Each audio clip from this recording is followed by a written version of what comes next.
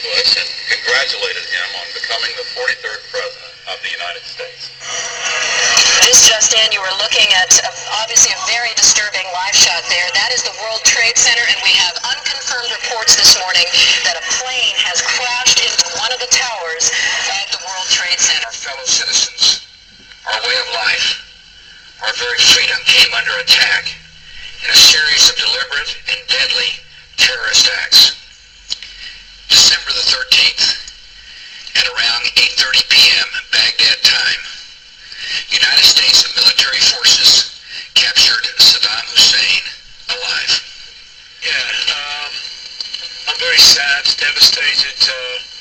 We've known he's been ill for a long time, and just very sad to hear that he's passed on. The life and death of a music legend, the Beatles, George Harrison. World's most inclusive superstars to grant an interviewer and a camera entrance into his life. Now, according to Jackson, it was to answer many of the important questions the tabloids and fans have been speculating about for years. As you've seen, not all of those important answers made it on the air. And as for the not-so-earth-shaking ones, well, they were edited out too, like the whereabouts of Mr. Jackson's former constant companion. Where is Uncle Sam?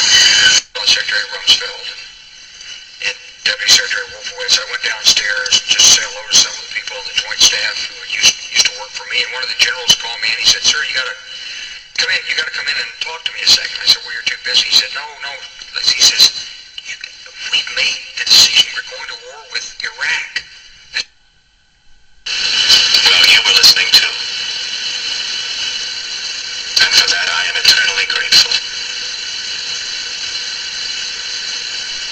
Good night, Seattle.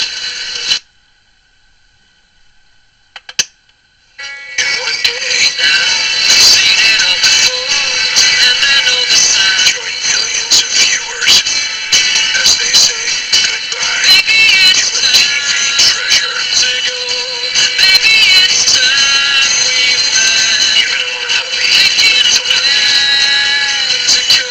Final case, final time.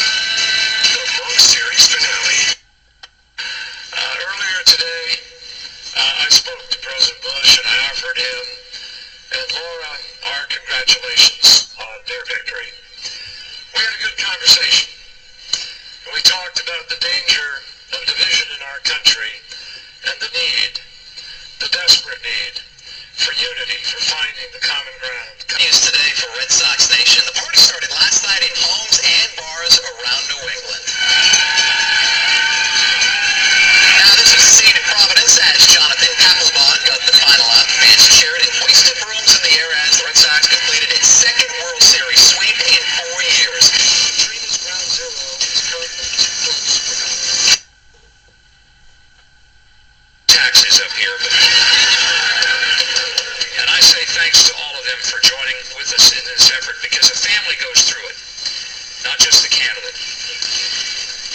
But tonight is a celebration for everybody on our team. So many of you who have traveled from all across America to be here. They're led by high ethical standards. Washington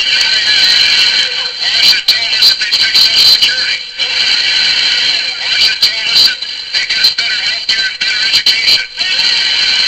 Washington told us they get us a tax break for the middle-income Americans. Washington told us that they cut back on the earmark. I want especially to thank New Hampshire. Over the last week, I listened to you.